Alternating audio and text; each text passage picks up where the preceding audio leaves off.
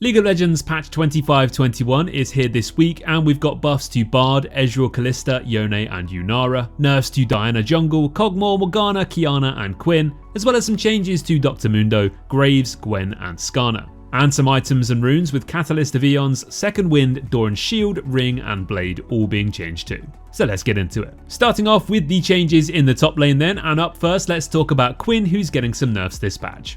Her win rate has been seriously high recently, so Riot are nerfing her Q's bonus AD ratio and her ultimate's damage too, and therefore we're going to move her down from the S tier to the A tier.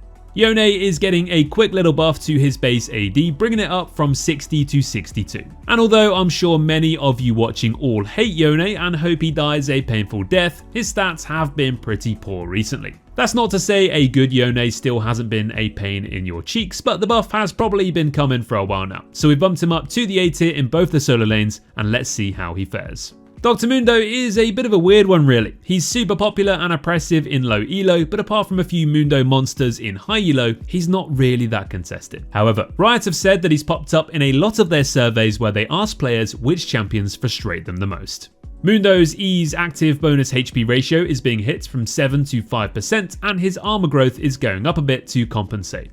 Honestly, this is mostly just a nerf overall though, so he might become a bit more tolerable, especially when factoring in the nerfs to Doran's Shield and Second Wind too, hitting his early sustain in the lane phase. Finally, in the top lane, Gwen is actually getting a pretty big revert back to the patch 25-05 version of the champion, well before all the crazy buffs making her OP for a while, and of course after the following nerfs that removed her from the game again. For this one, we're just going to have to wait and see how she looks, as so much else has changed in the game since then. So we're going to keep her in the B tier, in the top and the jungle, and see how the changes play out.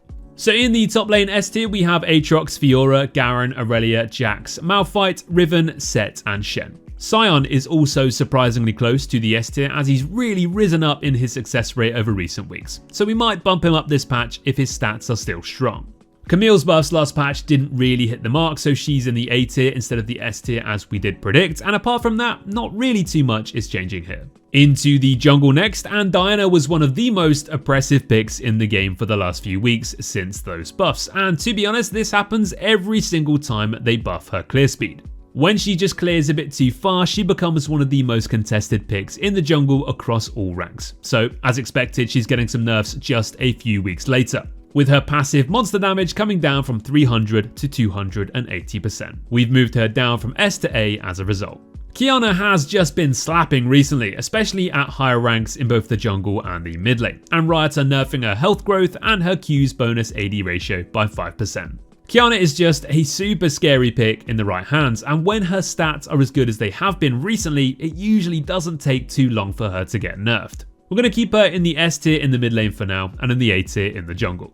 Graves is getting his base MR changed and his E's active MR changed too, so a bit of a mix up there, but he's going to stay in the A tier. Skarner had some projected changes this patch too, but unfortunately for all you Skarner fans, or at least all three of you, these changes have been bumped until 25-22. So in the jungle S tier, we have Bel'Veth, Echo, Jax, Kindred, Lee Sin, Nidalee, Rek'Sai, Talon and Viego. Yes, Jungle Jax or Jax School or Jax in the jungle or whatever you want to call it is actually pretty good, so if you haven't been playing it already recently, definitely give it a try. The skill expressive show-off picks like Nidalee and Lee Sin are still at the top of their game, along with the super popular Viego and the not so popular Rek'Sai, who's still popping off. Into the mid lane then, and we've already covered Yone, who's jumping up from B to A here. Qiyana is going to stay in the S tier despite her nerfs, and apart from that, there's not a whole lot of change really. Apart from Doran's Ring and Catalyst of Eons, and some nerfs to Morgana, who popped up in the mid lane as a bit of a surprising force to be reckoned with. Morgana's getting her armor growth hit from 5 to 4.2, but will still remain a fantastic option to play in the mid lane, as her wave clear, CC and ability to function into any comp make her a great choice to main. The Doran's Ring changes are interesting, as they're nerfing its flat mana regen but making it regen more after damaging an enemy champion now, and also changing its health regen too.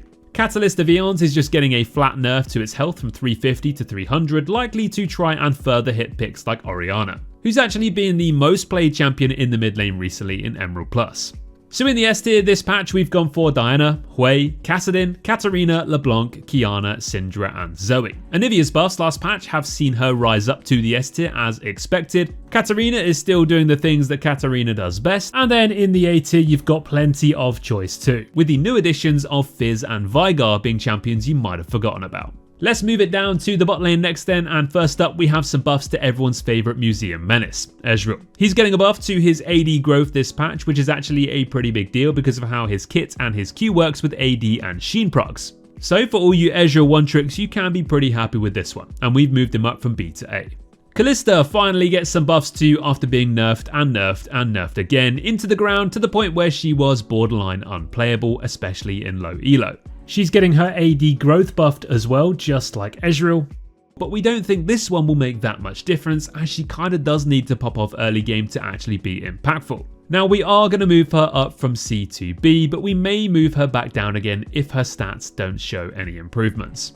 Yunara is a very popular pick as she's fun and a shiny new toy, but her win rate has been pretty stinky since her nerfs.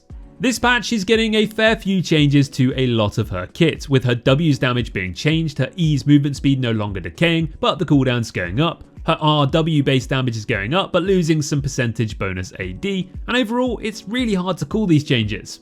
But it's really clear that Riot are being super careful as she's the kind of champion that will destroy high ranking lobbies in the right hands if she's slightly overbuffed. As although she may be a fairly simple champion to play, she's just got that kind of kit that high elo AD carry players can really exploit. Quite the contrast from Yunara, we have Kog'Maw, who's not the most popular champion in the game, and he's definitely pretty situational. Not the kind of pick you'll be seeing picked blind every single game. But in those games where he does work, his stats have been a bit insane, especially in low elo. So this patch, his Q's passive attack speed is being nerfed pretty hard.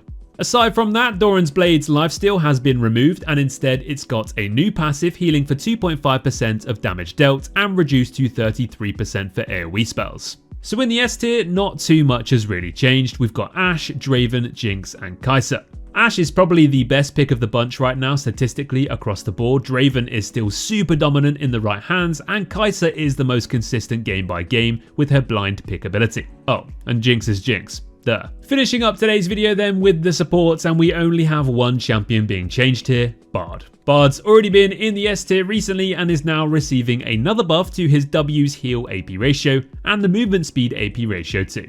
Bard is one of those champions that's just way too much fun to play. He's creative, he's got some of the best playmaking ability in the game, and honestly, if I still main support, I'd probably just be playing Bard 24 hours a day. These buffs are only going to help him out further, and judging by his already impressive stats recently, he's going to continue to be one of the best picks you can play here. So in the S tier, of course, we have Bard alongside Janna, Melio, Nami, Sona, Soraka and Thresh. We have an absolutely stacked A tier full of a huge variety of support picks to play, and to be honest, the support role has just been super well balanced for a while now.